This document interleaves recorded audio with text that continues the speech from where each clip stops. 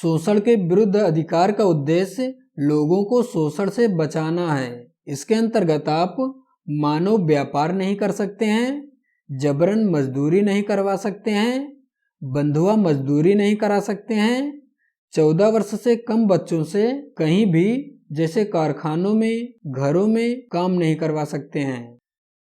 संविधान में कुल कितने मौलिक अधिकार हैं और वो मौलिक अधिकार कौन कौन से हैं? तो आपको बता दें कि पहले संविधान में कुल 7 मौलिक अधिकार थे। बाद में 1978 में 44वें संविधान संशोधन के तहत एक मौलिक अधिकार संपत्ति का अधिकार को हटाकर इसे कानूनी अधिकार में शामिल कर दिया गया। तो इस प्रकार हमारे संविधान में कुल 6 मौलिक अधिकार बचे हुए हैं, जिनमें नंबर 1 पर है समता या समानता का अधिकार। समता या समानता से तात्पर्य है कि यह अधिकार भारतीय जनता को सभी क्षेत्रों में समान बनाने का प्रयास करता है और समानता के विचारों को प्रेरित करता है। यानी जन्म, जाति और लिंग के आधार पर आप किसी के साथ भेदभाव नहीं कर सकते हैं।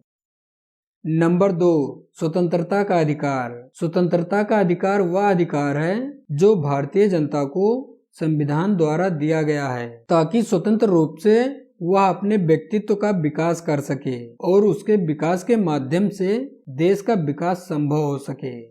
जैसे बोलने की स्वतंत्रता, भारत में निवास करने की स्वतंत्रता, पूरे भारत में आवागमन की स्वतंत्रता, पूरे भारत में कहीं भी जाकर रोजगार करने की स्वतंत्रता, सभा या समूह बनाने की स्वतंत्रता, शांति पूर्वक एक स्थान पर एकत्रित होने की स्वतंत्रता।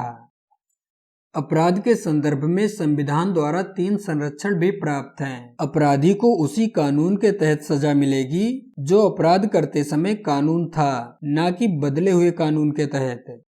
अपराधी को खुद के विरुद्ध गवाही देने के लिए बाध्य नहीं किया जाएगा।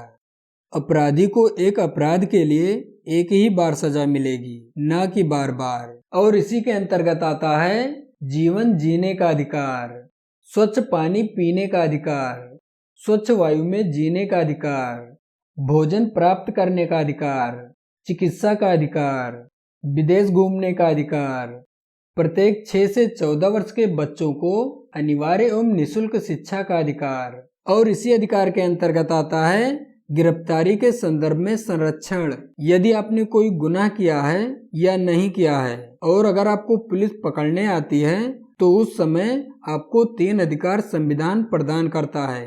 नंबर 1, कारण पूछने का अधिकार। नंबर 2, गिरफ्तार किए गए व्यक्ति को 24 घंटे के भीतर मजिस्ट्रेट के सामने पेश करने का अधिकार। नंबर 3, मनपसंद कानूनी सलाह लेने का अधिकार।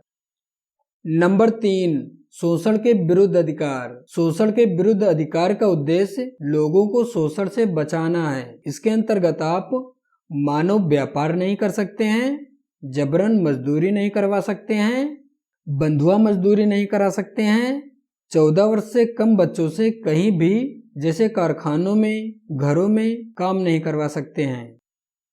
नंबर 4, धार्मिक स्वतंत्रता का अधिकार।